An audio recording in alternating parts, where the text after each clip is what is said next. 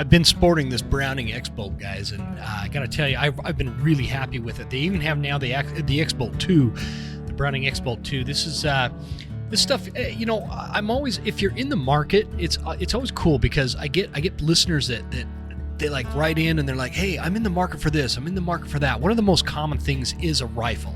Like, what rifle do you recommend? And I don't know why they'd ask for my advice, but if you are, you can experience total accuracy with the X-Bolt 2. This Veritech stock is like adjustable. That's a really important feature with any rifle. So if you're longer or shorter than somebody else, you can adjust that stock. I love the DLX trigger. I love the weight. I love how smooth the action is on this rifle.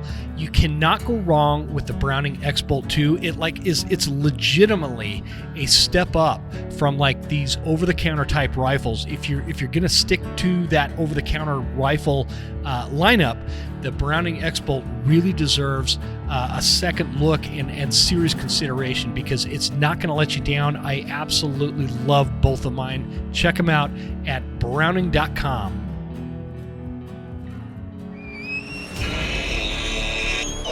Ladies and gentlemen, are you ready to make this elk season your best season yet? If you answered yes, my friends, you are in the right place.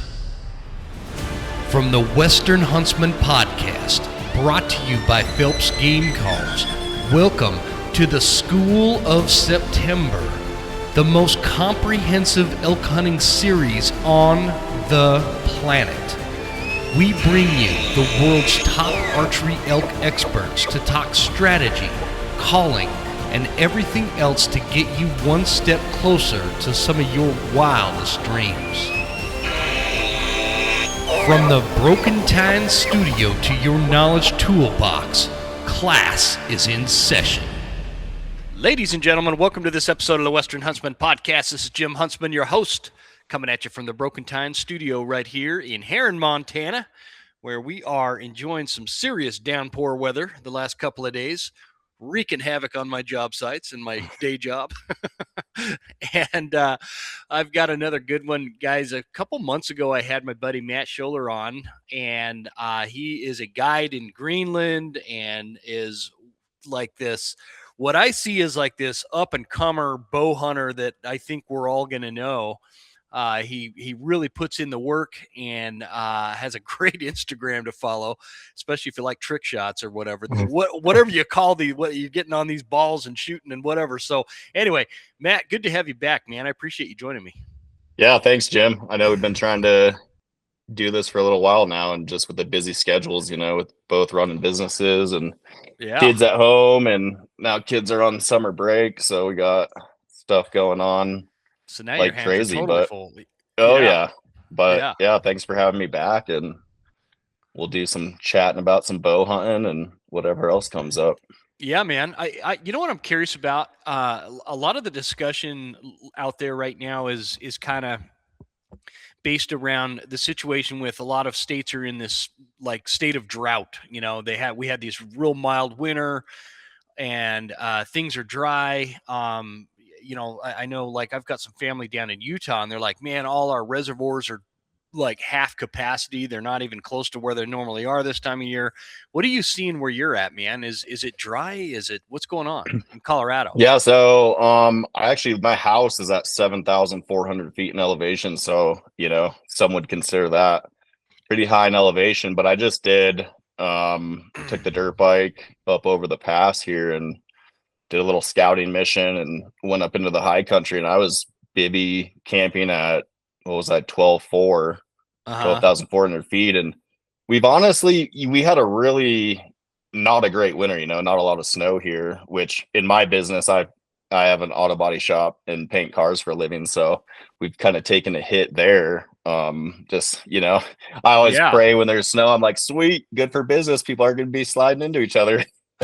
But anyway, we kind of the last month or two, we've gotten quite a bit of rain, which is nice. It's starting to kind of dry up, but everything here is really green.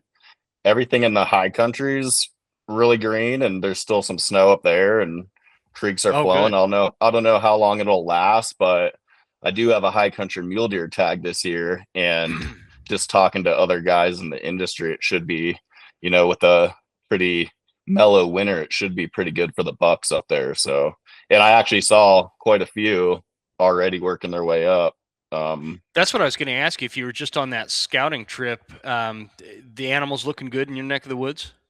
Yeah, always, this time of the year, there's a ton of elk and cow elk mainly, and they're calving up in those high country basins. So that's pretty cool to see. And they all look really healthy, which is awesome. Yeah, some good looking deer already.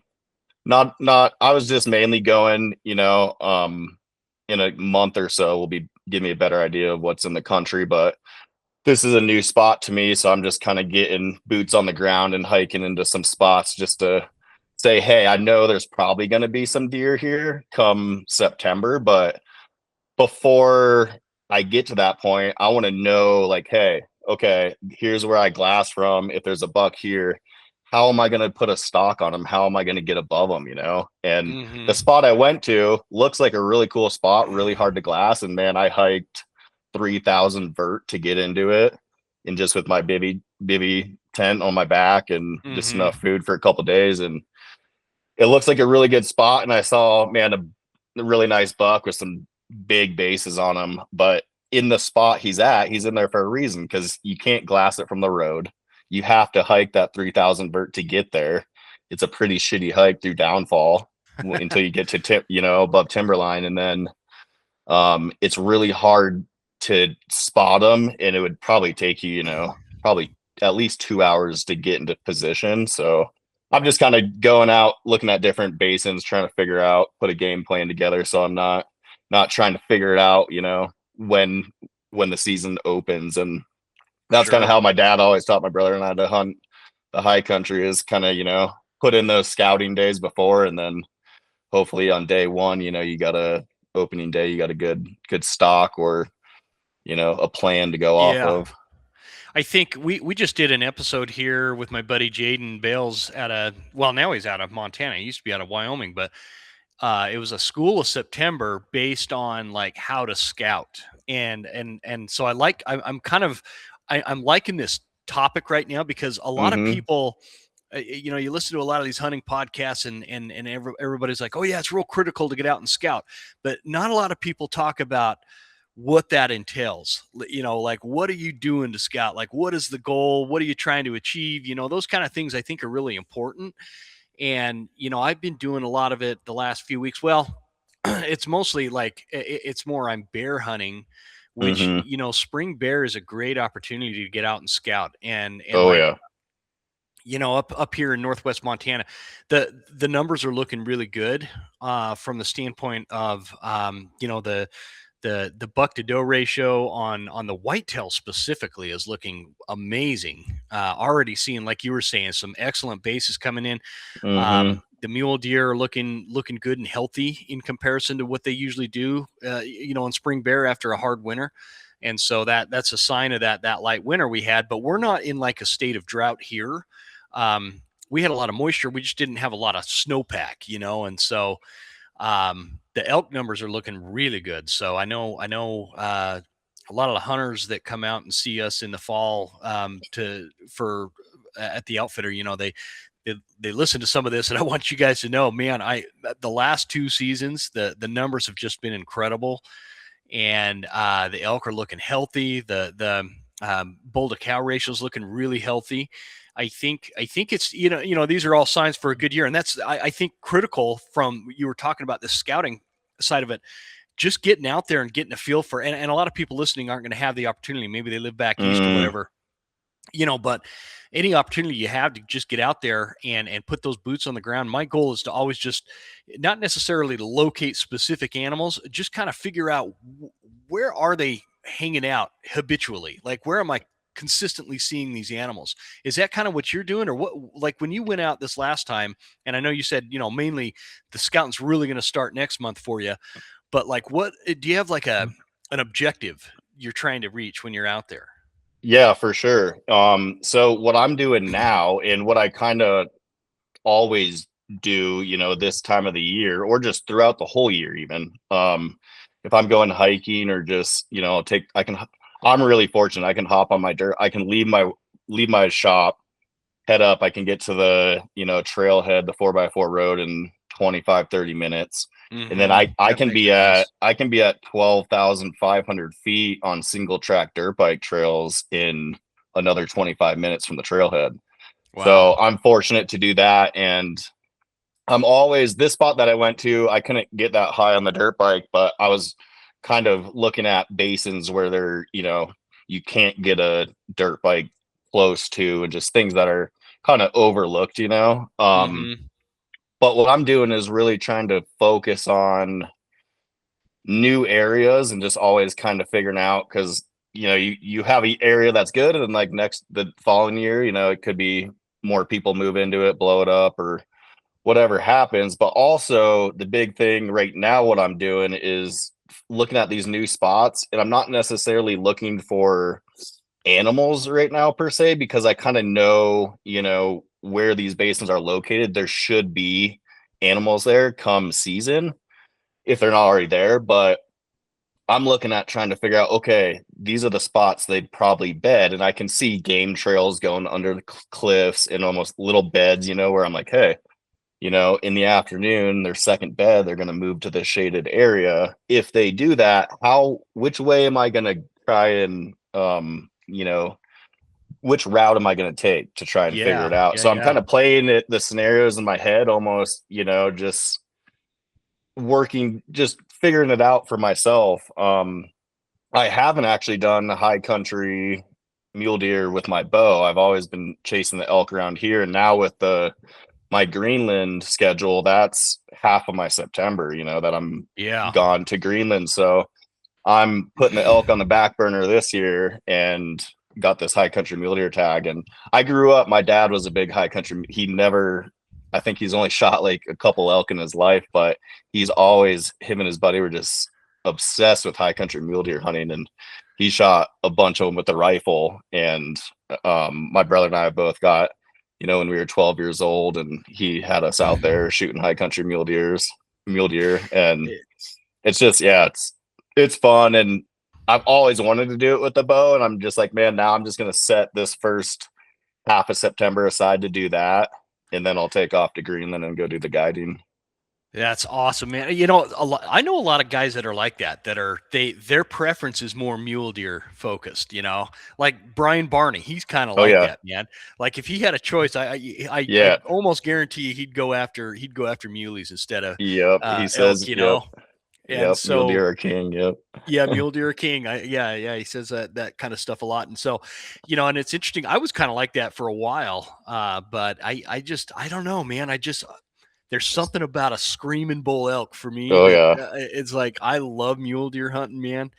But if it came down to it, I'd be chasing the old wapiti, man, over muleys. It's so hard. Yeah. It's hard to decide and have the time, and I've always known too, my brother and I have always talked about it, because we've always just been chasing elk for the longest time with our bows, and we love it and been pretty successful. But we always talked about it. We're like, man, once we start doing the mule deer with our bows, I think that's going to kind of feel our heart for sure. Just cause we kind of, cut our teeth doing that with our dad, and totally. It's just fun. And I'm really comfortable going out, by myself and do a solo hunting and camping up there. And I got a good video clip I'm going to put on Instagram. I was getting my bivy tent all set up. It's 9:00 at night. I, blew off the side of the ridge just to get into some timber, just for, the lightning storms that come in, and get some cover. And I'm setting up my bivy tent, and I look over, and there's a huge fox, good sized fox, kind of like in between his summer coat, but really beautiful fox. And I'm filming him, and he's cruising by my tent, and all of a sudden he just, he knew what he's doing. I had a Ziploc bag with all my snacks in it, my food, and my little adapters to my spotting scope.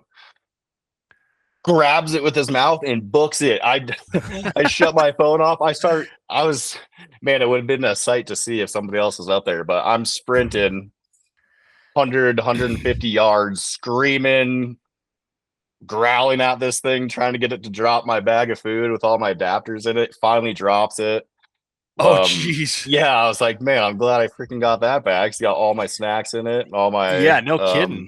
spotting scope adapters, but it That's was funny. hilarious, man. So I'm Isn't like it right at funny? 9 o'clock at night, yeah, with my headlamp on. I'm just full sprinting at 12,500 Man. feet. I'm like the last thing I want to do right before I'm going to bed. But Isn't it funny how these these animals, they key in on that kind of stuff, man. They know. oh yeah, They know what's in that bag, especially because I think all the summer hikers go up there and uh, yeah, I don't know. I don't know how they pick up on that kind of stuff, but like when I was in the oh, Marines, the crows knew what MRE packaging was, oh yeah, and like yeah. if you They're took smart like on birds. Camp Lejeune, man, if you took the MRE out of your pack, they'd come down and just snatch it and fly off with them. And Oh so yeah, it's amazing what they learn and how intuitive they can actually be, And yeah. so I was showing my daughter the video when I got home. She's 2.5, and she goes, "You shoot him, Dada? You shoot him with your bow?" I was like, "No, not this one, baby. I didn't have anything with me, but just scouting." But so yeah, are you doing when you do that? Are you like cut and trail at all? Taking I'm a saw just or anything? nope. So I'll like this one. I just dirt biked in. I actually went over a pass, and it's a 4x4, like really nasty 4x4 road.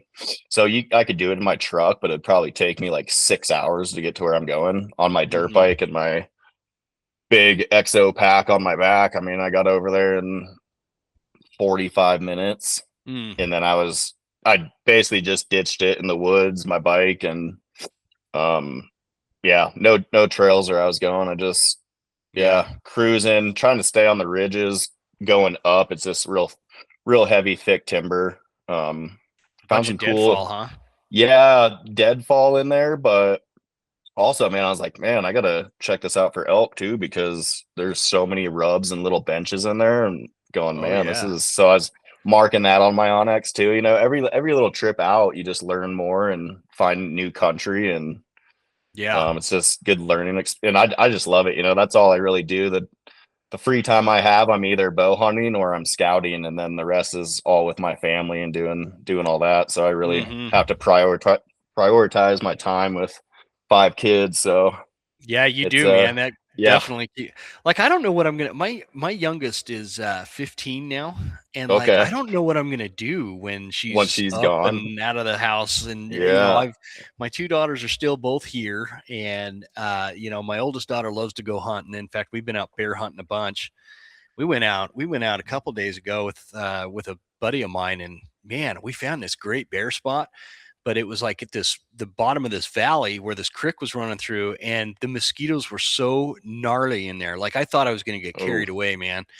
And there was just like no escaping them. So we finally bolted out of there. It's like, I'm not that disgruntled about bears. It's not worth it for me to sit there with that kind of mosquito problem, and that's so fun. That's funny that you say that, because it was so calm that the night I was up there, up in the high country, there was mosquitoes biting me at 12,500 feet, really. which was, yeah. And I always carry a little thing of DEET on me, and if I didn't have it, I was getting eaten alive up there. I'm like, man, there's in that night too. I mean, usually storms roll in, but it was so calm. I mean, I had my head just out of my bivy tent, just looking up at the stars. It was, but yeah, lots of But mosquitoes. I noticed hmm. that as well.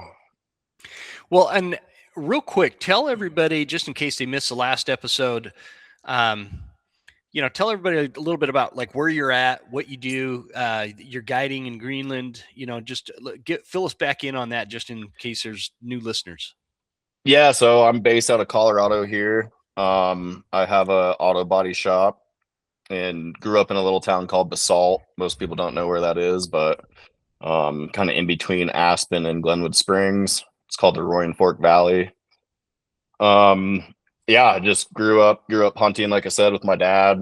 Got my brother and I into it at a young age. Both my grandpas were hunters, so it just runs in the family. Um, and yeah, just I don't think I picked up a rifle, and it's got to be like probably like 15 years.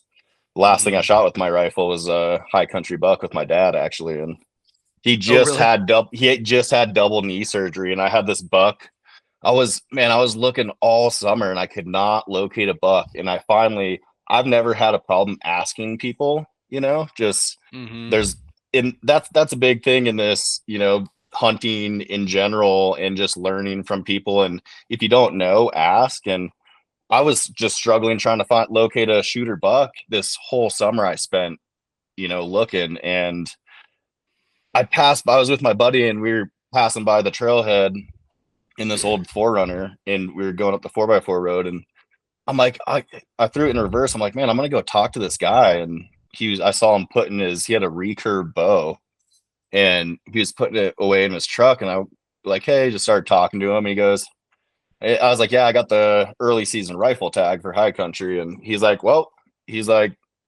right to this basin. He's like, there's a buck there. He's like, I had an opportunity at it. I missed him.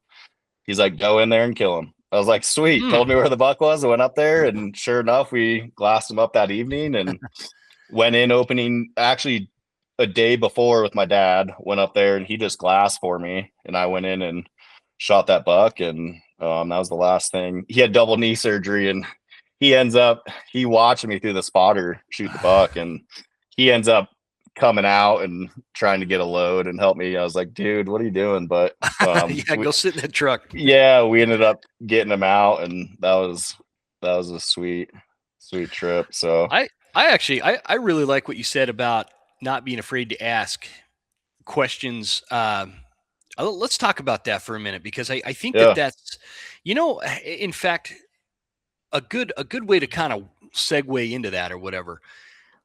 When I go back and I listen to my episodes or whatever that I put out, sometimes I'll do that so I could be like, okay, what can I do to make this better, make it more, pleasant to listen to. And I'll be honest with you, man, I don't like the sound of my voice. I don't like the way, like, I'm not super articulate. I stutter a lot. I don't know why people listen to it. And somebody was like asking a question through the, Instagram DM thing. And they said that the reason I'm saying this is because saying that, I don't understand why this show has gotten to the point in which it's gotten to. I don't understand why it keeps growing. And it's like, I don't think that I'm a good podcaster at all. And I sincerely mean that. And so it's just always been surprising to me that it keeps growing. But this one listener was kind of explaining to me that they tune in a lot because I'm not afraid to ask what I think a lot of hunters would consider dumb questions, or they would be embarrassed to ask another hunter, or like they're most hunting podcast hosts are like much better hunters than I am. They've got a lot better, background stats, whatever you want to call it. They've been more successful, and there's kind of an ego that comes with that. And so they've got a lot more confidence and stuff in what they're talking about than what I've had. When I first started this show, man, I was like a very experienced below average success type hunter. And because of this show, I've become a really good, I've become a lot better at it. I'm still not the kind of guy that you want to tune into to listen to my hunting tips, right? Because I'll probably lead you astray. But it has really helped me progress as a hunter, talking to guys like you and guys like Brian Barney we were just talking about, and all these hunters that were a lot better at it. But the problem with that on their shows sometimes is they don't ask some of the more entry level type questions that a lot of hunters, again, they'd be embarrassed to ask those type of questions. I'm not, man. I know I'm dumb, and so I have no complex about it. I just ask. And so I love what you were just saying there, and I know that was a little bit different scenario what you were talking about there. But what do you think it is it ego? What is it with hunters where it's like they know that they don't know something about a certain aspect of hunting, but they're afraid or ashamed to ask because they feel like maybe they should know that? And I want to like dispel that somehow, because it'll make a rising tide raises all ships. And so I just want to like, how do we break that mentality, especially young dudes with big egos and, oh, I'm the best on the mountain. We've all been there, and I've certainly been there, even though I knew darn well I wasn't. What do you think it is? Is that, can you talk to us a little bit about that? I would say it's just, men being men, honestly. They Mm-hmm. want to think they know everything, and it's hard for somebody to ask for help, whether it's business wise or even, just somebody doing any kind of small task or whatever, like ask, hey man, like, can you give me a hand to do this, or trying to do it by themselves and hurting themselves or breaking whatever they're trying to move or lift. But I've, especially with hunting and bow hunting specifically, is that, man, like if you try and do everything on your own and try and figure it out just on your own, it's going to take you I mean, you can never master it. And that's why I love bow hunting, and I'm always learning different tips and tactics from everybody, from even the guys that I guide in Greenland. I'm usually out there with a lot older gentlemen or Mm-hmm. women that they've been hunting longer than I am, but I'm their guide, and I learn just as much from them as they do from me. And I'm not out there like, I'll discuss certain things with them and like, hey, what do you think about this? And really include them. And then they have some great ideas too. And a good example of this is when I was just out in New Zealand, I was hunting with a friend who I've just met on Instagram a couple years ago, and I just started chatting with him. And he's a guide. He guides 10 months out of the year Holy cow! he goes Russia, Alaska, Mexico, New Zealand, and the lower states as well. Just, he does some a lot of sheep hunting in these different areas Okay. too. Wow, So that's awesome. I went to New Zealand with him, and it's like, hey, I've been pretty successful at bow hunting, but I'm going to learn too from this guy. And he took we hit it off really well. It was nice that we had just a kind of like a background together. His name's Marcel. Um, really, really cool, interesting guy. He grew up in New Zealand. He went to guiding school in Africa when he Oh, was no kidding, young. huh? Yeah, just all over. Like, I wonder dude's what got, that would. I wonder what that was like. Guiding school yeah, in he went Africa, to a because that's PH totally different school in concept. Africa. Yeah, and just has Wow. some wild stories. And so we're going for fallow deer. Fallow deer was the number one on my hit list for New Zealand. I just think they're such a cool looking deer with the palmation on their antlers, and I Totally. wanted to hit it for the croak. And man, it's like hearing an elk bugle, but the croak's like, oh, just almost like a Wow. croaking frog. And man, it just like, you can feel it in your chest. They're such a cool animal and such a cool sound that they make. And Marcel told me, he's like, hey man, he's like, the free range fallow deer is the hardest in New Zealand with a bow, just to let you know. And I didn't realize, I had some kind of idea, but a lot of the stuff you see guys post from New Zealand with these huge red stags, and it's all, they call it estate hunting. So they're high fenced Oh, okay, yeah. animals. I didn't know that. And yeah, so whenever you see like a crazy dinosaur looking stag, that's all Mhm. from a high fenced hunt, which I was like, I'm just not into that. So I was 'Cause, like, I want to do all. Yeah, go ahead. like, sometimes you see them, 'em, they've almost got paddles. Like those antlers, it's almost paddled like a moose, they get so big. Oh, so So the you think yes, those are like the high so fence ones, you think, huh? the fallow deer have the paddles, but the red deer, yeah, they'll get like crowned, and then they'll start when they're high Yeah. fit, like usually. Like, so a free range red deer out there, stag, I mean, looks like kind of like a small bull elk. And Mm, usually they'll have like 3 or 4 crowned points on the top. That's a really nice free range.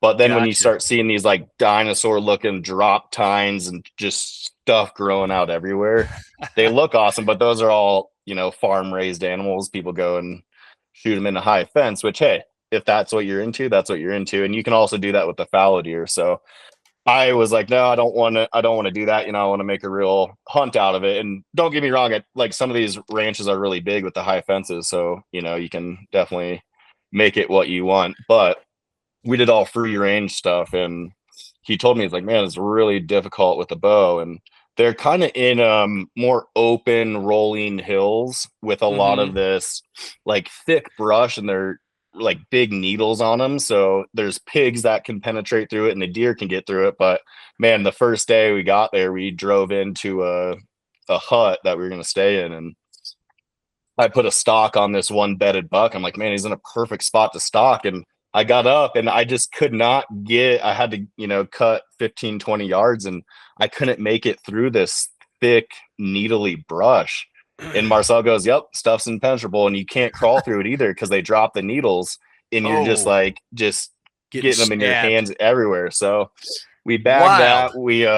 We ended up unloading at the hut, getting all settled in. We had seen 2 nice bucks up on this ridge top when we were driving in with the spotting scopes. So we ended up unloading all of our stuff, getting settled in, and then we set up the spotting scope, and Marcel goes, man, yeah, I see him up there still. So we did a plan. We cruised up the ridge, and we got to the top of the ridge, and we were sitting there, and Marcel goes, hey man, he's like, I hate playing the patient game, but we're just going to sit and wait, because all that thick brush I was talking about, you can hear the deer in there. And there's there's a lot of deer in this area that we were hunting. And if we just wait, they'd slowly start working out, and some does will come out here. And we were probably waiting for like 30 minutes and hadn't seen either of these 2 bucks. And then all of a sudden there's 3 color phases. There's all white, which are really beautiful looking. Then there's a chocolate, and then there's like a axis type color, axis deer with the spots that almost look like kind of like Bambi or whatever. Yeah, really cool. So we had this white doe work its way out of that thick brush. I'm like, oh sweet. So I'm taking a picture of it with my phone, and Marcel's sitting in front of me. And then it was like a minute or 2 after that, one of those bucks follows that doe out, and I go, oh man, there's the buck. So you range them, and it's definitely a further shot, and that's the other thing, I practice with my bow all the time. I'm lucky enough to I've got a 6-acre piece of property here, and I can shoot at my house. I try and shoot every single day. And right now, like in the springtime, it's really windy, so I'll open up my bedroom window and I'll stand inside, and I can shoot 75 yards down to my deer target. That's awesome. So just really, and I'm not the best shot, but I practice enough to where I get that muscle memory, and I can just kind of hyper focus when I'm making these shots. And I have ADHD, so it's kind of a give and take. It's good for some things for hunting and bad for others. But when I'm in that shot process, I just hyper focus, and it's weird because if I'm at like a TAC event with friends, like I'm not as focused, because when I'm in that hunting situation, I have an animal in front of me that I'm pursuing, I just get just locked on, and I can typically make some pretty good shots. So this was a further shot, and it was kind of just raining a little bit, and I had my GoPro, but I just didn't have it recording. And I wish Marcel got on film, but he ranged it too. He's like, yeah, man. He's like, go for it. And he had a lot of trust in me because he's sitting on the ground in front of me. I was standing up behind him, so I shoot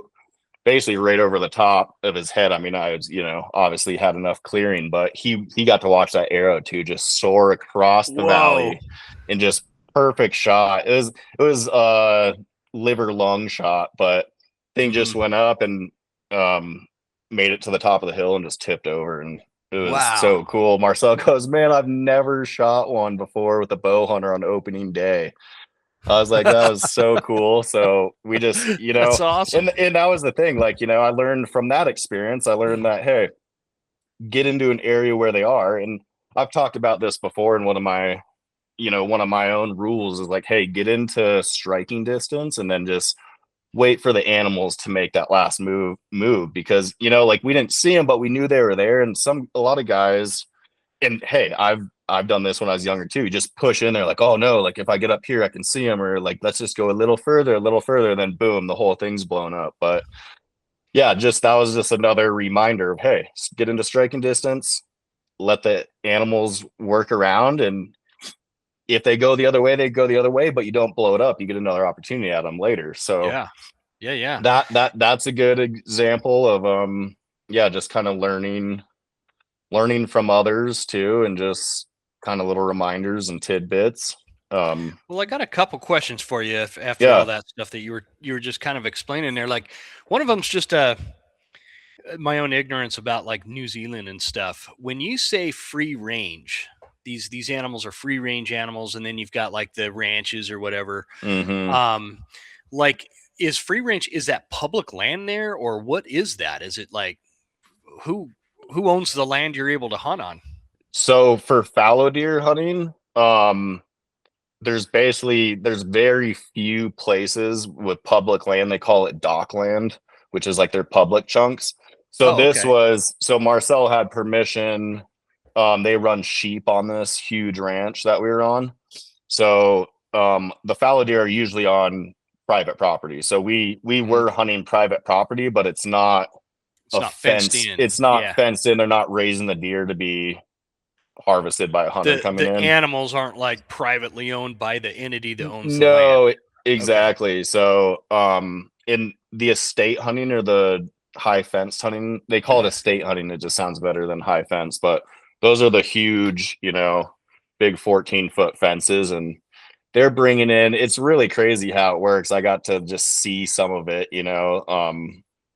There's this one plate they're like, oh, we got a group of hunters coming in tomorrow, so they were like running short on stags, so they went and bought a couple stags from the neighbor, Oh, brought them over in a trailer, unloaded them, and then they were going to let them go in their high fence, and then these hunters were going to come in. They were flying in the next day, and then they'd go. It's really, really strange. I mean, it's, hey, if that's yeah. what you're, and they're kind of doing it like these guys will come in, and go out, and they usually shoot like a 450 550 inch stag, and their hunt's 15 minutes long. Yeah. So That's just, and you're it's, right, man. That some people, that's just their thing. And yeah, it's I get it. I get it. yeah. It's like, if I just cared, like for elk, for example, if I just cared about what that animal scores, and I had a bunch of money, maybe I'd go do that. But for me, Yeah, it's just like, a good way to put it is, if I'm successful on opening day, opening morning specifically, I'm bummed. I'm bummed because exactly. I like to embrace the suck and like push it and get hmm out there. And for me, it's the experience of it. And I just, I don't know. I wouldn't be able to justify not just the price, but like, I could, last year I could have totally road hunted a really nice buck. Um, here at home, I had my Montana Yep. just regular deer tag or whatever. I totally could have just gotten out of my truck, walked off the side of the road, and ended my hunt Yep. right there, man. But it's just, that's not hmm the experience. I wanted to call a buck in. I wanted to call a whitetail rutted up buck in, and that's Exactly. what I did. And so that's just, I guess it's just a matter of personal preference. But the other thing you said, can we talk about, specifically for bow hunters? You said get within striking distance and then let the animal maneuver into shot, or into a hmm shot, right? First, can you describe, this is something I struggled with early on when I first got into bow hunting, which, speaking of dumb questions, I remember when I first got into bow hunting, I'd been bow hunting for a few years at this point. This was, 20 years ago, something. Uh and some dude at the bow shop told me, well, when you switch over to your broadhead and make sure your bow's dialed, blah blah blah blah blah. I'm like, what? What are you talking about? And I'm like, so you shoot your target with your broadhead, not a practice tip. And he's like, dude, what planet do you live on? Like, I felt like the biggest, he made me feel like an idiot. And I didn't know, but this is back, there was no YouTube and stuff back then when I started hmm into bow hunting. So there wasn't like resources to I didn't have like a mentor or anything. I just kind of grabbed a bow from a pawn shop and taught myself. And so it's those kind of questions Same. Yep. though, it's those kind of Yeah. questions. I didn't know that you dial in your bow with your actual broadheads right before going out and making sure everything's lined up. I just assumed everything would work out. Okay. That was a total side. No, and that happened to me too. I mean, when my brother and I first, really started getting into the bow hunting part of it for elk.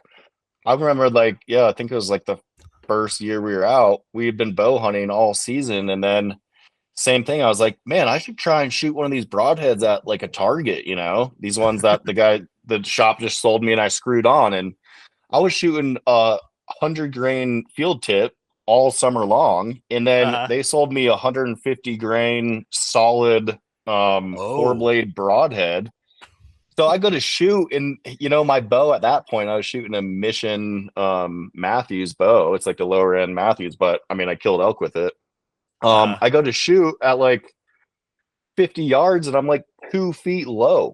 I'm like, man, I'm like, then I told my brother, I'm like, we should probably shoot with our broadheads to see, like, these are totally flying different than our field points. So you're not the only one, and I mean, it's taken me a long time to learn, but luckily, I ask questions, and then, I'm really passionate about it. So I really focus in on what people say. And I have another story for you too, on just a really cool lesson that I learned on the second fallow deer that I shot with Marcel. We can get into that later whenever. No, let's get into that now. And then because I have a bunch of stuff. I just write. I take notes while you guys. Yeah, and the striking distance part, that we kind of covered some of that on the last podcast, but just to wrap up that question that you asked, antelope hunting really taught me that, because antelope, you're hunting them pretty flat, open ground, and when you're spot and stalking them, I got my knee pads on, and I wear gardening gloves, so I just cruise across the ground and have the bow just balanced on my back and cruise in. And I found, like, if I can get into 100 yards of the does, that buck with the does will eventually just kind of, they do just stupid antelope things, I don't even think they know what they're doing. Like, get up, walk around, bed down, no rhyme to the, they just know, can't figure out what they're doing. Pardon the interruption, but let's take a quick break to hear from our sponsors. Have you guys heard the term alternate economy? It's like this attempt to work with companies that are not run by a bunch of woke leftists that want to deplatform you for your values and your belief systems.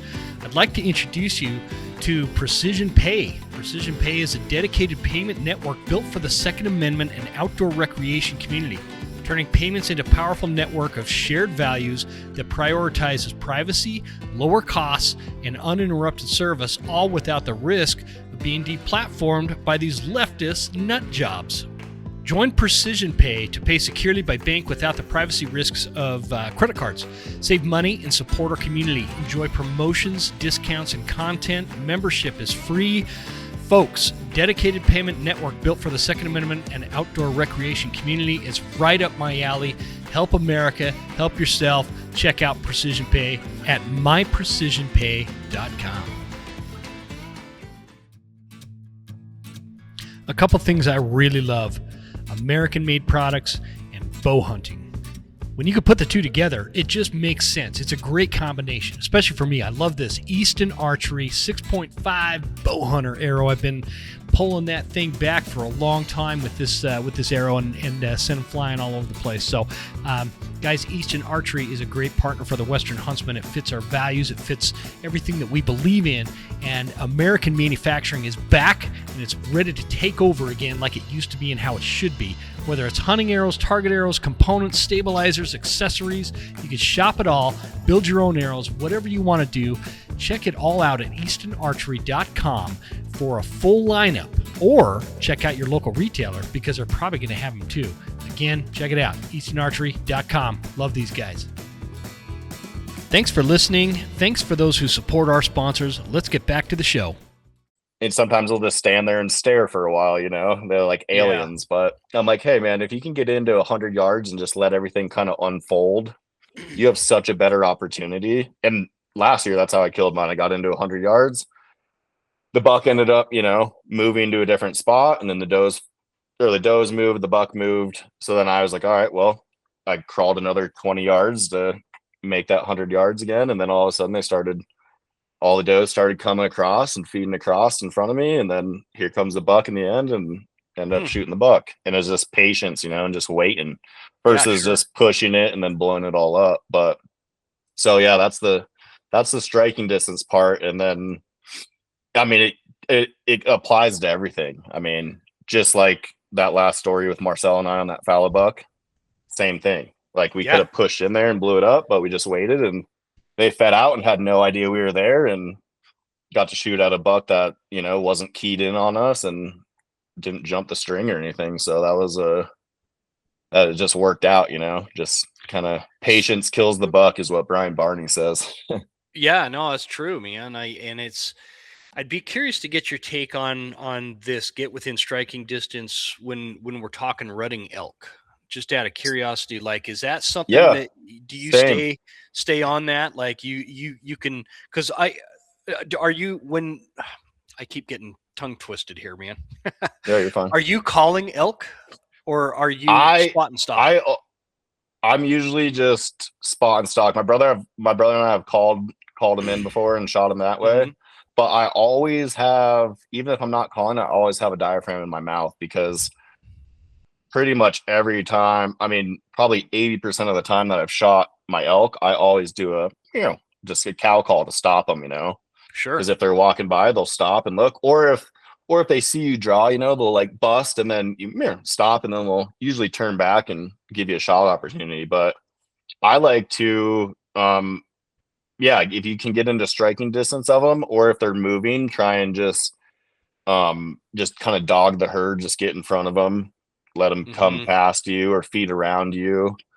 That's the best thing. I mean, you're with the wind and everything, you gotta always play the wind. But last year's bull, I was on a smaller 5x5 bull, and he had a group of cows, and I was chasing him ridge to ridge, trying to keep up with him, and lost him. And then I heard a bull rip one bugle 3 ridges back. So then I ran all the way back, and ended up, he was raking. So I didn't make a sound. Every time he'd start raking, I'd blow through the brush and cut the distance. He'd stop, I'd stop, he'd start raking. I went into 34 yards, and he was just head in the oak brush, just ripping it up. And then he'd stop, rip it up. And in my younger years, I would have just, knocked an arrow and let it rip. But I took my rangefinder, and I really just assessed the situation where he was at. And there was 2 branches coming out, kind of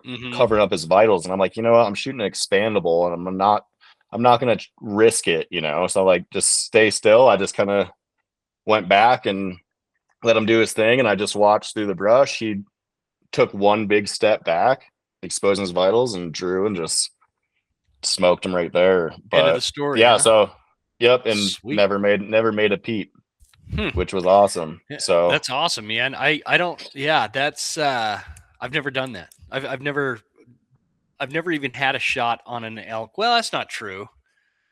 If you take rifle out, that, wouldn't be true, but I've never had like an archery shot without calling them in. You know what I mean? Yeah. And so, I've had one. Yeah. Go ahead. Oh, I was just gonna, but that's what everybody likes, that some people like spot and stock, other people like to call. Any animal that I can call in, I like that. I like the communication aspect of it, and I've been trying to call in a bear for my daughter the last week or so. And I think we're getting close. We're just, I don't know, something's not adding up where we're going and whatnot. And so, but anyway, anytime I can. And in fact, when bear season ends, man, I'm going to war with the local coyotes around here. They took out my daughter's cat. And so now it's like chitty chitty bang bang. These coyotes are going down. I've got the old call sitting right over there for coyotes, and it's going to be on. But everybody's like, you shouldn't hunt coyotes in the summer because the coat. I don't care about the coat, man. I'm just wiping coyotes out. So I actually will pull out a rifle, and it's my 223 for coyotes. And I just went and did that 2 weeks ago. I set up a call, and I actually set up 2 days before that, and I set up with my bow, and I was doing just, some distress calls, cottontail distress, no luck. And then I went back and I just brought the 223 and I did a coyote pup distress. And I Yep. had 3 coyotes at 20 something yards in Yeah. probably 5 minutes. And I ended up shooting one frontal, racked another one, offhand shot the other one at like 45 double lung. So I was like, that's pretty fun.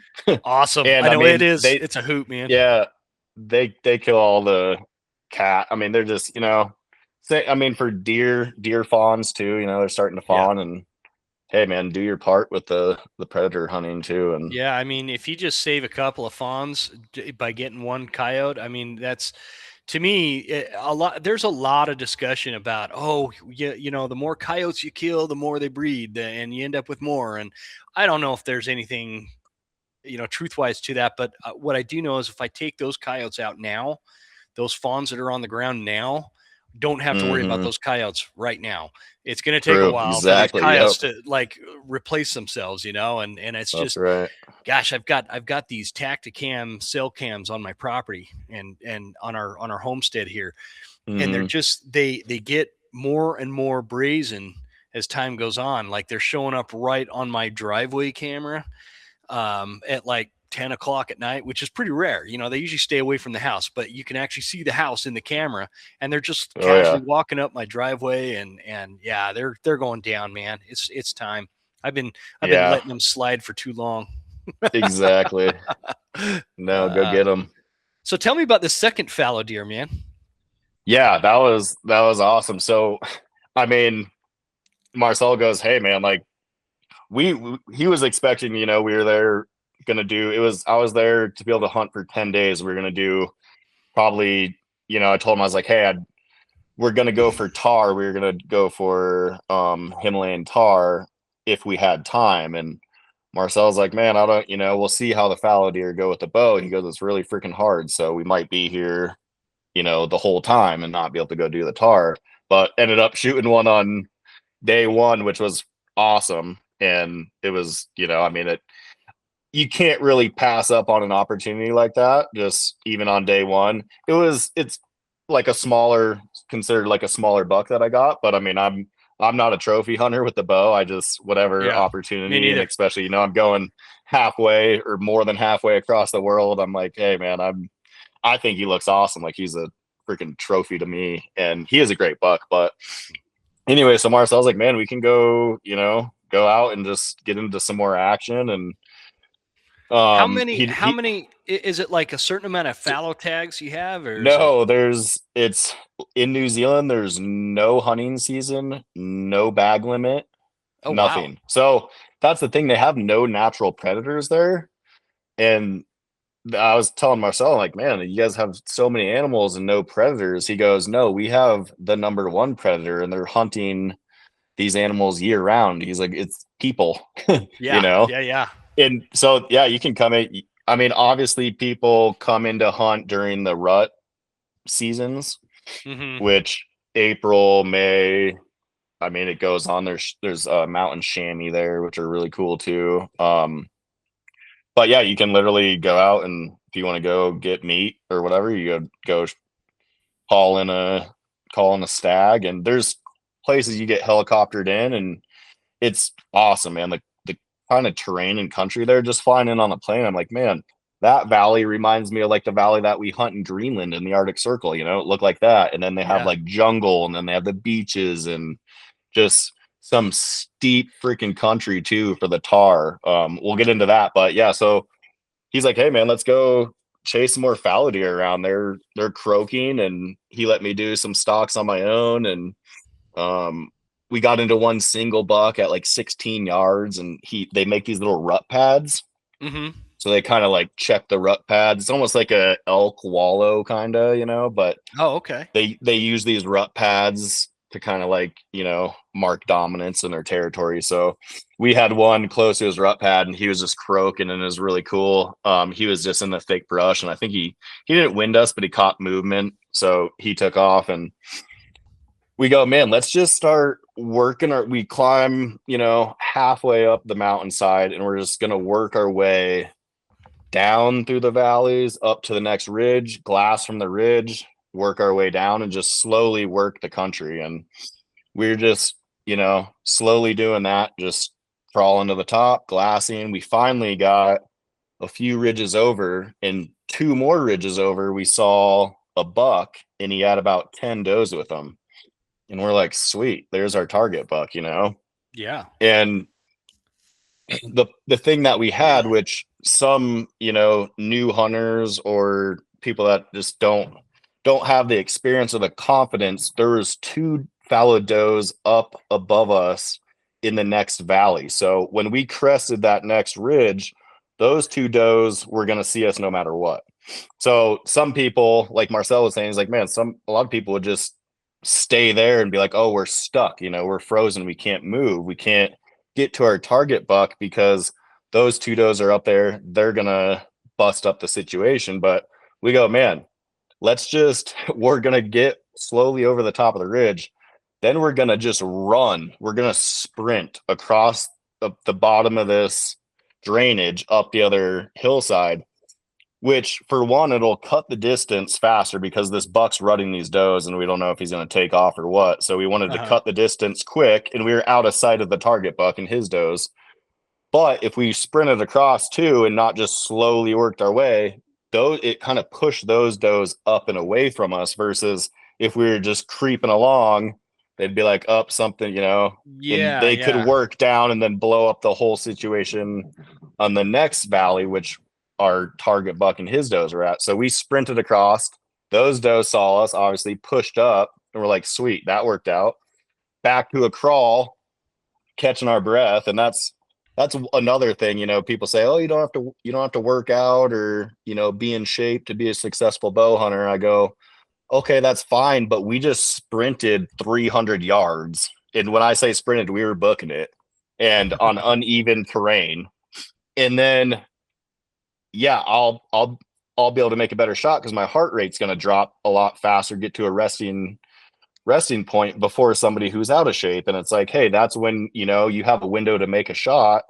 Why not be, lower heart rate and be able to be more sturdy and just, pull through that shot more confident. So we ended up getting up there, and then we, slow down to a crawl up, get a good range, again, further shot. And I just settled in. I just told myself, I was like, take your time, Matt. And I have this on my GoPro. I'm going to post this video probably next week. And it's really cool. You see the buck just, tilting his rack back, just croaking, and you can hear him across the valley, and you can see his does. Yeah, go ahead. Just a real quick, I want to get right back to where you were at, but like a big mature whitetail buck skittish level is like 10. A 2-point mule deer skittish level is like a 4. Where do these fallow bucks? They're skittish. Yeah. Are they?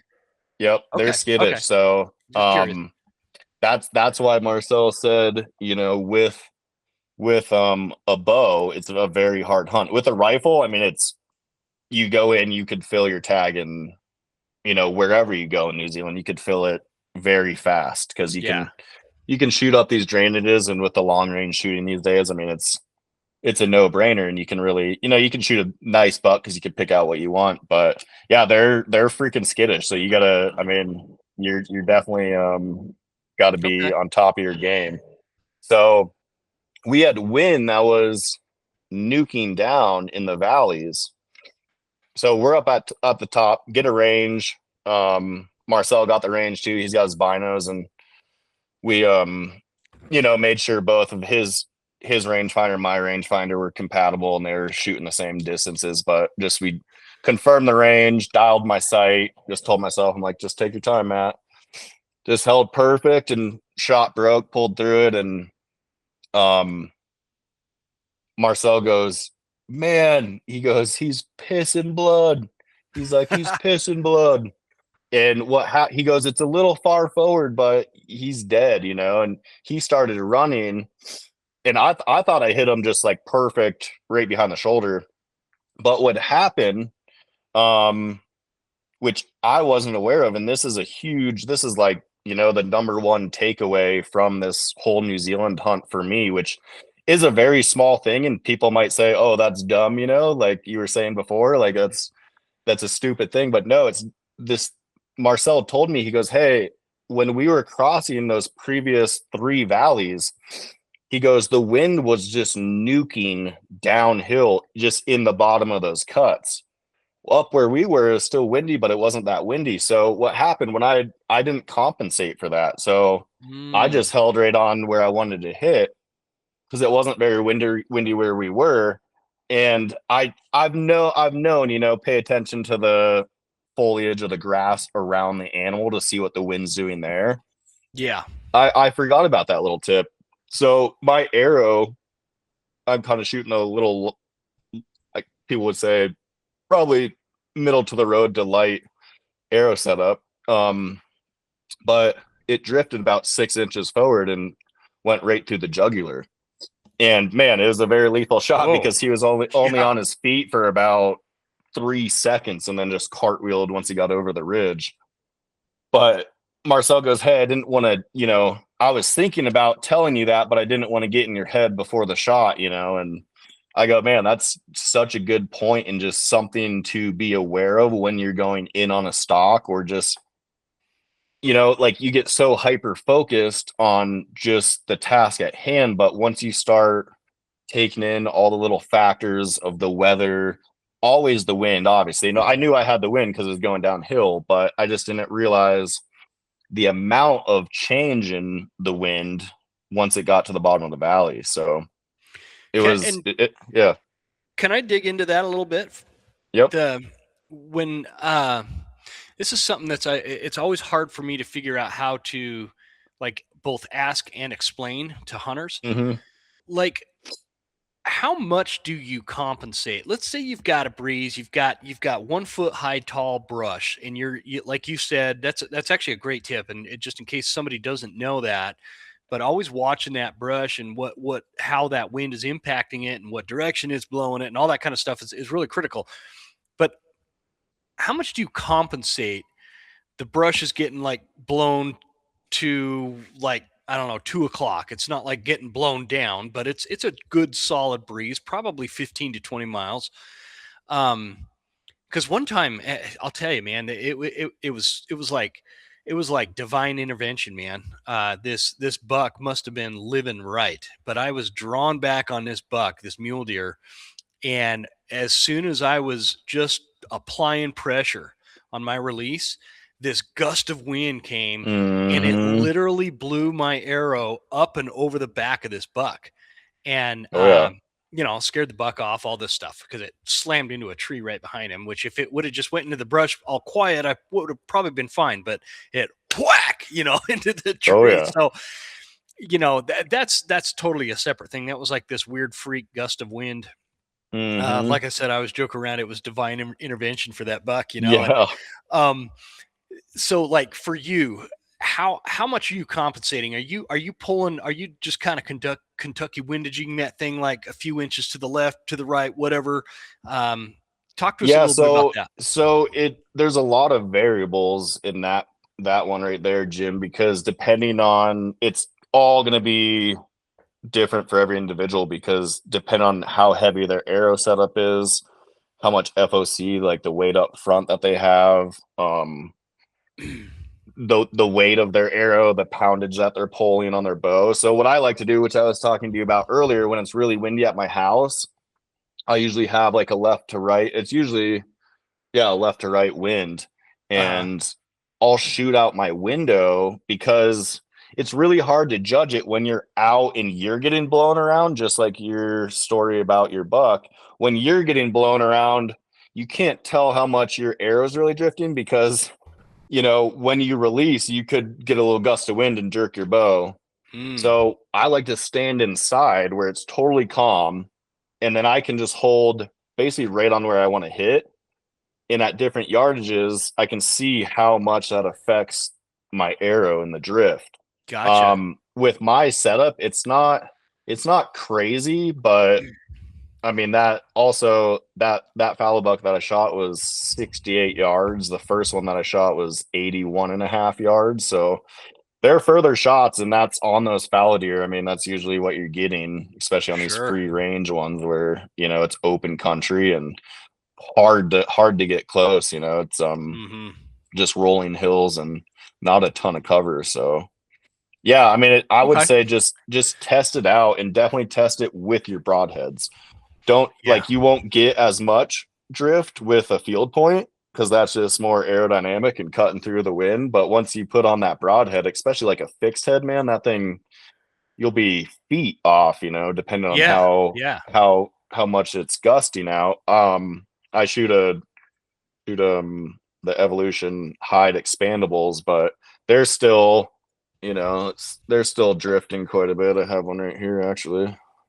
Still got some blood and some meat on it, but Oh, very they're nice. still drifting. That's when it's open, but when it's Yeah, that's closed, still. yeah. So I mean, you just want to. I always shoot with my broadheads too at home. You know, just practice with what you're going to hunt with. That's huge, because no matter what these broadhead companies say, like, oh, like hits just with your field point. It's like, yeah, it does do a certain distance, and then once you get out, I mean, it's just nice to know. You know, every single one of my broadheads that I shoot at an animal, I've shot it into a target beforehand, and Yeah. I'll, you know, touch up the blades or whatever. But I just want to know, like, hey, this one's a flyer, this one's not. You know, so I don't want to Yeah. have an animal there and put all this time and effort and then not know where that arrow is going to impact.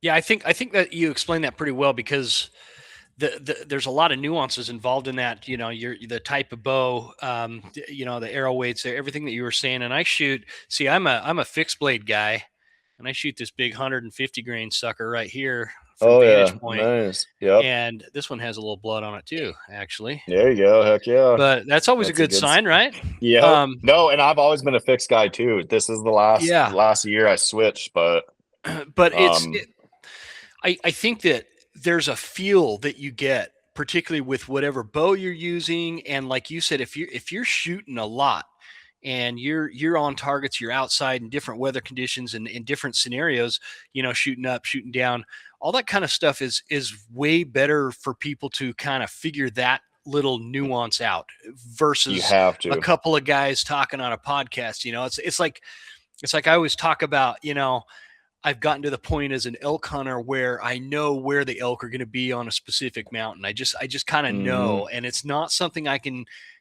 translate through Exactly. a podcast. It's just time in the mountains. And so I like the way you put that. I think that that's critical.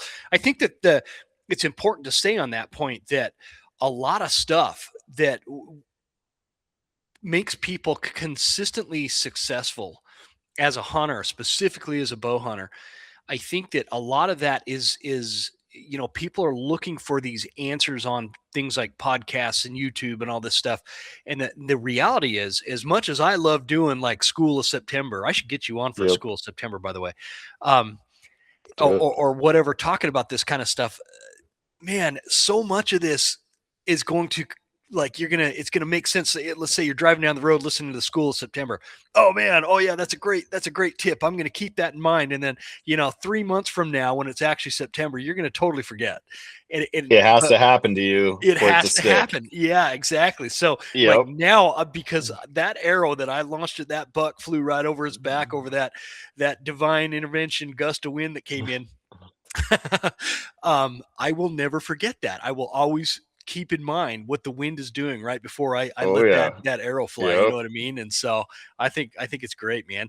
Dude, you've got all these exotic hunts under your belt now. You've been hunting New Zealand, you're guiding over in Greenland, and you know, the high country of Colorado. Like you were going to talk about tar hunting, man. Tell me a little bit of what was going on with that. So yeah, after that fallow deer, that second buck ended up going out, and there's tons of goats, just feral goats in New Zealand, and they're just like a pest. You know, they consider them just, everybody hates them. They eat all the food, all the grass, you know, that these farmers have sheep on, and all the grazing, like, and they just breed like rats. So I gotta look these up.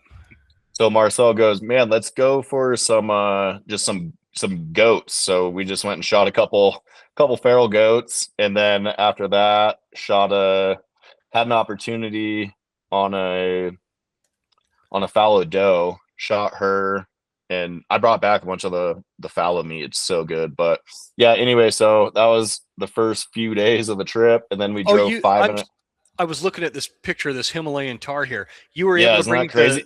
the deer meat back? Is that what you said? Yeah, so I brought 50 pounds of. I didn't bring any of the tar meat back because it's really not that great. But I was like, man, Sure. if I'm bringing 50 pounds back, I'm bringing the fallow deer. So the fallow deer's. We Is just it? cooked up the tenderloins last night, so it's probably still on my Instagram story. But it's so good. Yeah, Right on. it's freaking awesome. So I got a big cooler bag, and Marcel's like, man, no one usually likes to, take the meat. But I was like, dude, my family loves eating wild game, Yeah. and Yeah, me we're too, always man. cooking up. We have antelope, mule deer, elk, the fallow deer. We got everything in the freezer right now, so That's awesome, man. You got good the kids variety. love it. Yeah. Yeah, good so variety. but yeah, so we ended up driving 5.5 hours north to get into some tar country where they live, and they're in just some of the steepest country I've ever hunted. Like, it is so freaking steep. It's the pictures don't really do justice, but I ended up shooting. So we hiked into the spot, and we were just going to go in, and just kind of heat check this area. And I brought a pack. Marcel's is like, I'm just going to leave my pack in the truck, and I had 2 bottles of water and some snacks. We just thought we were going to do like a morning hunt, kind of scout it out. And we ended up getting all the way up top of this mountain, and man, we had one bull tar kind of working his way down. They hadn't started rutting yet, so it was kind of like pre-rut. So Dude, I gotta go ahead. interject while you're telling the story. I'm watching your reel of you shooting this Isn't it? thing, so it's just kind of cool to. It's so cool to see. Watch how much I have to camp my bow. Yeah, and that was 40 degrees downhill. Holy cow, it's like man! Straight down. I've never. But you smoked him. Yeah, it was perfect double lungs. High lung on the left side, and then it was low lung on the exit on the right side, and just freaking so cool. It was so in the video that I'm watching. I don't know what effect the GoPro does, like distance wise. How far is that actually? Because he looks like he's 200 yards away. Yeah, it was compensated for 51 yards, but it was more like a high 60s. Oh, okay. Yep, because I have the angle compensation. I have the full draw 5 Leupold rangefinder, and then I also have precision cut archery, which you put in all your dope for your arrows, your weight. You get a chronograph and shoot past it at 20 yards, get that speed. Then you shoot past it at 70 yards, get that speed, and it'll print you out a perfect sight tape for your setup. Really? And if anybody's listening, I just started using that actually before this hunt, and it's awesome, man. It's really cool, and you can kind of customize everything, but it's the latest and greatest technology for that. And it, also having your third axis, because you have to have just everything dialed for a shot like that straight downhill. I've practiced it, at like a tack event, but I still don't even think I've shot 40 degrees down as dude at that distance. It's so if you can practice those, like it's great. But that's the thing. So we just stayed up on the mountain all day long, and the animals weren't really moving, and we were able to watch just the red stags kind of they were roaring, so you could hear them roar. And we had some opportunities. Like, I could have shot some of these free range red deer, but to me they look too much like elk, and I'm like, hey man, I kind of want to focus on the things that just more interesting to me, which is the fallow deer and then the tar. Because Marcel's like, man, you can shoot these, we could call in some of these shoot those, huh? Yeah. And I'm like, yeah, let's hold off for the Himalayan tar. And sure enough, we stayed up there, tried to sleep a bit up on the mountain, and just glassed all day. And then 4 o'clock comes around, and we only had a couple snacks. I had 2 water bottles. I gave one to Marcel, and we're pretty much out of food, out of water. And sure enough, these tar just start working their way out. They come up on the mountainsides to eat the grass in like the mornings and the evenings. And then they kind of dip down into this, it's almost like a jungle down below. And that's kind of where they like live and real thick in there. But Marcel said, man, he's like, when they're rutting in like middle of May, he goes, I'll bring a brown beach towel and just hold it in the air. And I'll have these big bold tar just kind of just charge down the hill at me, just coming, thinking really? I'm another tar. Yep. He said it's really cool. So I'm actually going to go back out there and do a solo mission for tar next May. Just backpack in or get helicoptered in and go do that. And looking forward to that. But yeah, so these tar started working out, and we did a couple stalks trying to sneak around the ridge, come up above them, got busted on a couple, and then just kept at it and just kept working them, and finally had that opportunity, and it was basically just straight downhill shot. And right before dark, and I'm like, hey man, we can come back in the morning, if we don't want to push it. Like the shot looked awesome, and he was watching through his binos too, and he goes, what did he say? I think you can hear him. And yeah, he says something pretty funny. Oh, I don't know. I have the sound down. Yeah, you can hear him in it. I don't know if you're allowed to cuss on here, but yeah, he says some pretty funny words. Yeah, I don't care. I remember that when you first posted it, I watched that thing. And yeah, so his accent, he goes, he goes, dead as fuck. And I was like, nice. So anyway, yeah, we ended up going down there, and Marcel looks at his app on his phone. He goes, man, we're supposed to get heavy rain tonight. He's like, we need to get on a blood trail and find this thing right now. I don't want to come back. So we start looking and just finding little drops, here and there. And we're just following little drops, and he dropped down into like kind of jungle foliage where they feel safe. And that's kind of their bedding areas. So we're just going through, and they blend in so well, and we're just like literally like just little specks here and there, and like, man, kind of second guessing it. And all of a sudden Marcel goes, man, I think he puts up his binos 15 yards ahead. He can see the tar in the thick bushes in there. And he's like, I'll stay here. He's like, you walk up, knock an arrow and try and get it's just so thick I couldn't shoot right there. And we didn't know if he was dead or just laying there still alive. So I just stalked in real quietly, and then I finally got an opportunity. I have my SIG image stabilizing binos. I put those on and just fine focused, and I was like, dude, he is stone cold dead. And then Marcel gets back on the blood trail, and it was little specks for a while, and then it's just like somebody took a 5-gallon bucket and was just dumping it out both sides. It was awesome, man. And in that picture that you see there on the Instagram page, that's how he died, just like right up in the rocks, and his his mane's kind of fluffed out, like just picture perfect. So we only had a couple minutes to get photos, and I had dropped my pack up top when we were doing the stock. So Marcel's like, I'm going to start caping them out. You go grab the pack. Because we had, my headlamp. I had 2 headlamps in there, luckily. So I went up there. It was dark, so I'm holding my cell phone, trying to find my pack. Can't find the pack. I'm like, man, I need to go back to Marcel because he's down there with a knife, no light.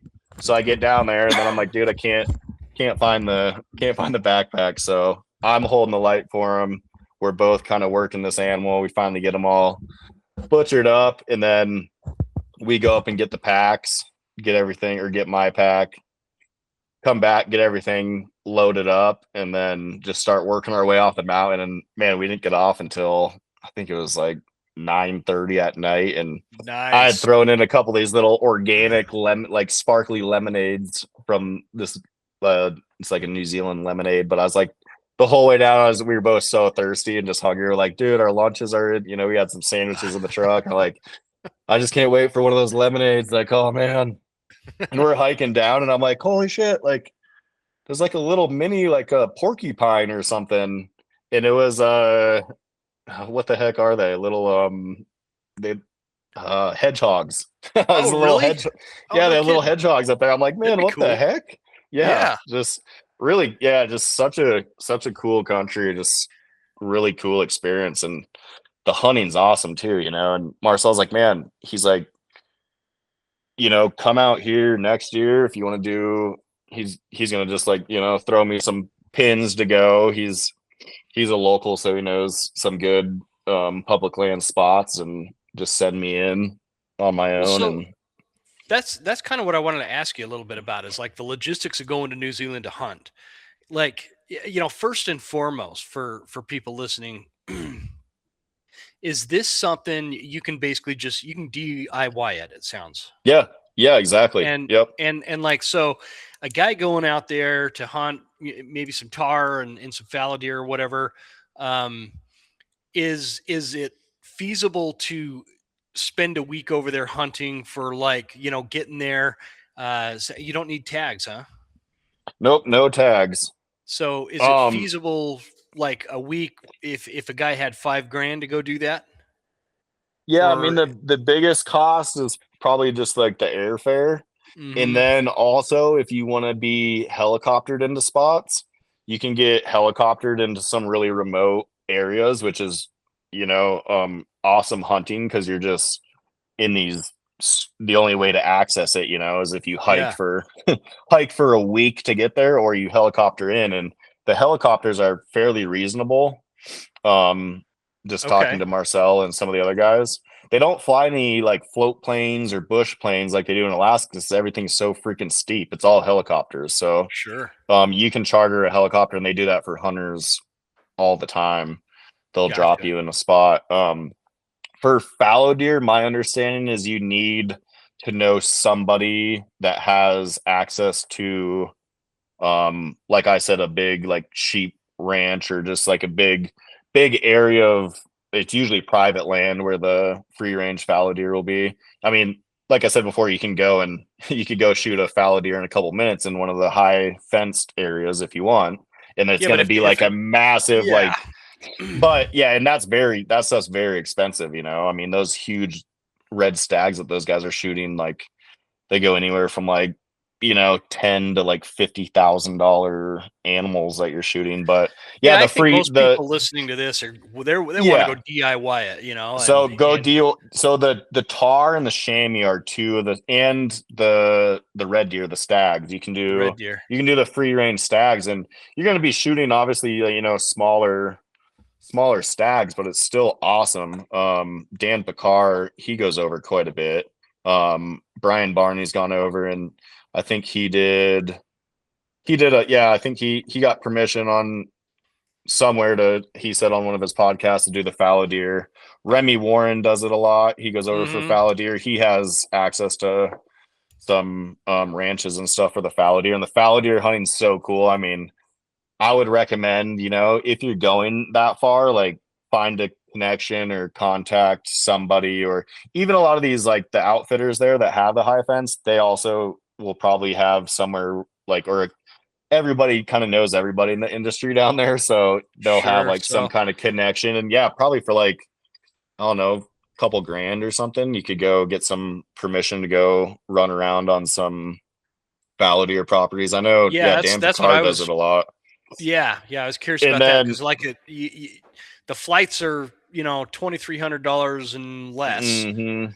And then I imagine there's got to be some kind of ranch, private land or something you can maybe pay a trespass fee or something, and Yeah, and I don't some of know them for will the do it fallow. like per animal or something that you shoot or whatever. And Hmm, but yeah, for the tar, I would say the chamois live way up high. Some of them are down in the valleys too, but from my understanding, those are the best like DIY if you just want to go out.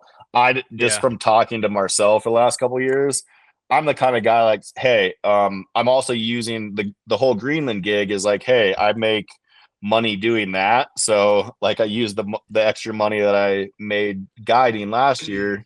Melissa and I took off to Mexico for 3 days without the kids, and just did a quick yeah, trip yeah, down there. And then I used the rest of the money for this New Zealand trip. And I'm like, I'd rather go with somebody like Marcel, who's a local, who knows the ins yeah. and outs.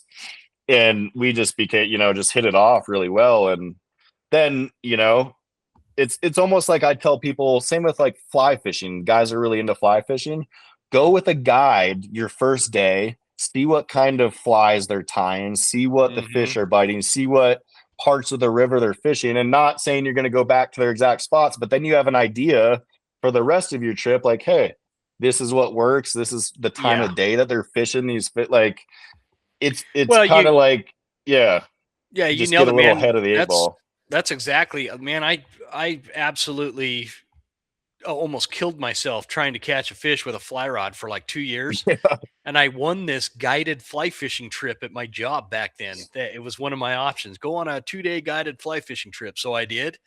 And it changed everything for me for fly fishing. But Yeah. it's not Yep. about that spot. It's like learning, why is this guide having us fish on the river where it looks like this? And, Hmm. this bend, this riffle, all these different things. And so, yeah, I think that's a great way to do it. So With, yeah, just like Marcel, basically, I've never hunted fallow deer. I've never hunted tar. He grew up hunting fallow deer and hmm tar. I mean, so why? Like, I know I could figure it out myself if I had a few weeks to do it. hmm But this way, now I know after just the experience that I've learned from him on these different species. Now I'm like, yeah, man, I'm super comfortable and confident to go out next year by myself and get I think into that's an awesome. area, and I know what to look for, know what time of the days that how they act, and not just hmm bushwhacking through and trying to figure out, Yeah. what I could Yeah. have learned from, just a guy showing me the ropes. Gosh, it just sounds like a ball, man. It's just it's really cool you were able to go do that and have that opportunity and this experience, and now you can go back and Yeah. DIY it without a problem. Yeah, it's a cool story, man. Really cool. I'm Well, glad. yeah, and that's the thing, like with like I always told myself, I'm like, man, I never want to make my passion my work. And with the whole Greenland guiding stuff, I'm like, man, I'm so glad I took on that role and started guiding. And I was kind of bummed the first couple years because I'm like, man, it's taken half of my September, and that's what I love to do. But in turn, like it's opened so many other doors for me. Hmm Like just going down to Texas, I got invited from a client that I had in Greenland to go hunt whitetails, and I've never shot a whitetail with my bow. So I went down there, and in January, he invited me down, and I shot two whitetail bucks, two does, two javelina, and a hog with my bow. So I'm like, Sweet. and then just meeting people like Marcel through the guiding industry and stuff like that, and not bragging or anything, but I'm like, man, I've already shot 14 animals with my bow this year, and it's Yeah, not even our fall yet, and I'm I like, know, man, man. Yeah, we're like just starting. yeah, so it's just really cool, and I'm trying to do just some more of these adventure hunts, use the money that I make in Greenland, and I try and book something out or just talk to people and have something lined up for, just throughout the year. Cause man, once you start getting into it, you're like, man, there's different seasons, and like in New Zealand, their fall is, our spring. So Yeah, it's kind of on opposite schedule. So you start adding it up, and I'm like, like, man, I could basically be hunting rutting animals all over the world at some, like, yeah, literally. all year long. Totally, man. So So, do you it's, have your sights on? I know you said you want to go back to New Zealand next spring, but do you have your sights on? Is there some other like out of the country type hunt that yeah. you're like, So man, this is what's next? yeah, so I'm actually going let's see, next December I'm gonna go to Spain for ibex, Hmm, Greatos ibex in the really? Greatos Mountains of Spain. Yeah, it looks really cool. Yeah, that would be cool. Yeah, so it's pretty affordable hunt too, and that's the other thing, I'm kind of like targeting species that are, I mean, in the good price range to go have an experience and do something like that in a different part of the world. Yeah, Um, yeah. I think so yeah, yep. that's a great, I don't know, goal to set. Just I think that the other part of that, like, I'll bet you what you learned fallow deer hunting could be applied to everything that you hunt in Colorado. and Oh, yeah. vice versa, obviously. And Mhm. so it's just going to make you a much better all around hunter. I'm like kind of jealous, and I don't like to get jealous. Yeah, just real well-rounded too. And that's the other thing. Yeah. It's like Yeah. when you're in kind of like the guiding circle and you meet other guides, just like my buddy Marcel. I mean, we're Hmm. kind of throwing the idea around because he's gonna be he does he's just got finished up with Alaska Peninsula brown bear. And I mean Okay. that's on the list, but that's such an expensive hunt. But Yeah. now that I know Marcel, he's trying to get like his own thing going, and he's had different guiding businesses, in New Zealand and just kind of all over. Really cool dude. But, you know, um, just different opportunities like that. If something comes up or, a client falls through somewhere, it's like you Hmm. kind of in that circle to kind of have some opportunities and not have to pay, a fortune to go do some of these once in a lifetime deal hunts. What's So crazy to me is you can go to New Zealand like yeah, 10 times, yeah, and that's going to equate to like going on a Yukon moose hunt. You know, exactly. it's That's yep. crazy, man. In the Yukon, I'd yeah, rather do that honestly, because I can hunt yeah, moose here in Montana, and same. once, but Yep. as soon as Montana decides to finally let me draw a tag, because I've yet to draw a tag for anything I put in for in Yeah, Montana, but it'll happen at some point. But I'd much rather do that or go to Greenland with you and hunt those caribou and everything yeah. else over there. And what in the world is the name of that other the not ox, Muskox, the muskox, muskox? man, Yeah, I was they're drawing a so blank. cool looking too. Man, Yeah, I'd love to shoot one of those, man. so cool. It's awesome. So well, cool, man. I've kept you. I've probably kept you long enough, but you gotta go No, it's paint once it, cars yeah. today. I'm done for the day. My daughter's sleeping right now, so when she wakes up, I Oh, told her good. to take her down to the park. So I got my cars painted this morning.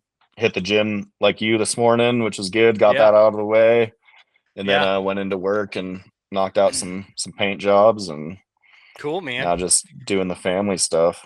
Yeah, well, it's a good place to be. Good place to be for Yeah. sure.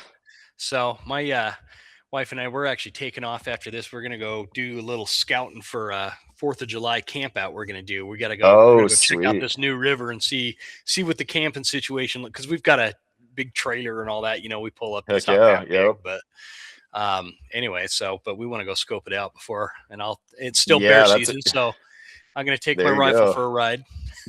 Yep. So Smoke some yeah. coyotes if you see them. Oh, for sure, man. I can't believe with all the calling me and my daughter have been doing for bears, I can't believe we haven't called in a random coyote. Usually Yeah, there's a no ton of them kidding. up there. Yeah. And Yep. it's like, I don't want to shoot the coyote and there might be a bear right behind it, Hmm. but just hadn't seen either one of them. So the mosquitoes, man, I think they killed them all Yeah, over here. exactly. Man, those will get me out of country pretty quick too. The freaking Yeah. mosquitoes if you Yeah, don't man. have the right gear on. So Well, shoot, man, I appreciate you coming on again. I'd love to get you back on for a School of September sometime and just yeah, talk let's do it. Whatever. specific elk, Yep. and we'll figure it out. So, thanks again for coming on. Heck of a story, man. Thanks for sharing that with us. I think hunters Yeah. are going to get a lot out of this. No, I hope they do. And yeah, it's just little tidbits like you said that you can pick up and Yeah, you can keep them in the back of your mind. And then once it happens to you, which for me, I'm, a slow learner and usually it has to happen multiple times to me. And then it really clicks like, hey, this happened and I heard this on a podcast and now it all makes sense. So then yeah, it's something to look for down the road. And yeah, maybe people are a little smarter than me and they can apply it just from listening to the podcast and it doesn't have to happen to them the hard way. But right. man, yeah, just have an open mind and ask questions and don't be scared to or afraid to ask. There's no stupid questions in hunting, Yeah, and seriously. little things I need reminders on too, just that people talk about in podcasts that, you know, just little teeny things here and there. It's like, man, I'm glad they mentioned that because I needed a refresher on that Yes, too. And I just haven't been thinking about it just because it's probably in the back of my mind, but it's nice to just kind of, just have a refresher sometimes. exactly, man. I that's why I love listening to other hunting podcasts because there's always some little thing that somebody says where it's like, holy Mhm. cow, man, that's why I've been Yeah, screwing up my clicks. elk hunts or Yep. whatever, again, I've got a lot of experience, but Yeah. that's the beauty of hunting is, man, it's just endless. It's limitless how much you could learn and how much better you can become, how much harder you can work, how much more you could practice, all that stuff. That's the beauty of this hobby.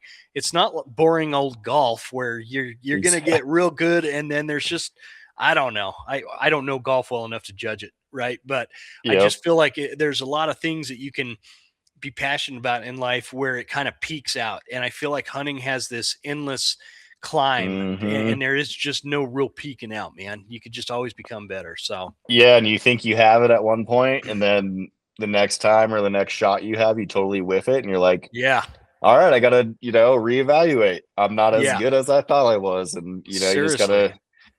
gotta just have an open mind. And too, just as well being a guide yourself and just learning from your own clients and then them Mhm. learning from you and just bouncing stuff back and forth and just Oh picking yeah, other man. people's brains on stuff. It's I had all these I about had that. these I had these two guys from Illinois, and these were like they were older guys, and they had like these whitetail habitat type properties back home, and I learned so much about whitetail from these Yeah. guys. And I've been hunting whitetail for years, man. But they were like dropping these bombs on me, like, oh yeah, if you do this, and it's like, what? That's awesome, man. And they were like, usually when you get a client out, they're like, hey, deer wise, I'm not shooting it unless it's a 150 or better, blah blah blah. And then the first 2 point that walks out, it's they're shooting. Yep. Not these guys, man. They held true to it. They were like, no, I'm not shooting that buck. I'm like, man, that's a pretty respectable 135 Yeah. public land Montana whitetail buck right there. No, it's not big enough. And I'm like, wow. I was Making pretty your impressed job with these hard. guys. Yeah. Yeah, making it real hard. So they literally chose to go home empty-handed because they were just not impressed with these public land mountain whitetail compared to what they're hunting at home. But I learned a Yeah. lot from these guys. So I love the message you just gave, and I hope more people take it to heart. So Awesome. cool, Well, man. thanks, Jim. Well, thanks again for having me. Appreciate it, Matt. And Yeah. you guys tell everybody where they can follow you. It's MJ Schoeller on Instagram, and Yep. you'll be able to find it. I'm usually balancing on some ball or something, shooting off it, or doing something. Dumbbells. Yep, exactly. And the thing is, too, I mean, the balancing aspect of just any kind of training is kind of overlooked. I actually talked to a lady that was working out at my gym this morning, and she used to be a coach for Olympic athletes, and she said that was one of their highest priorities in their training was balancing and stabilization I exercises believe it.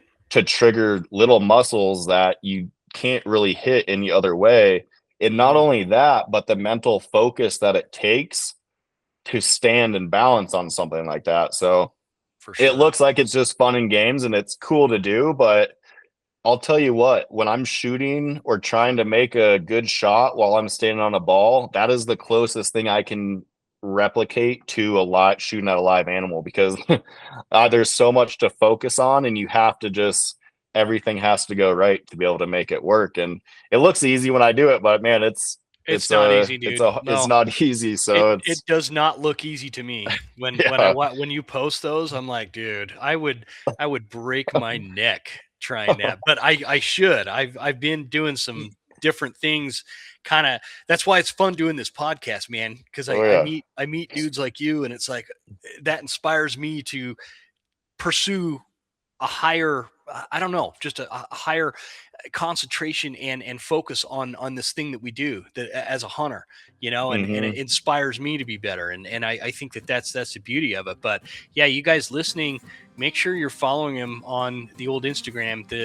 His handle will be in the show notes, and I promise it's worth it for sure. So cool, man. Awesome. Thanks, Jim. All right, brother, man. Look forward to the next one. one. I appreciate it for sure. And thanks again to Precision Pay, Easton Archery, which we are having a big giveaway for if you guys stay tuned, Browning Mystery Ranch, and Leupold Optics. Thanks, guys, for tuning in. We'll see you next week.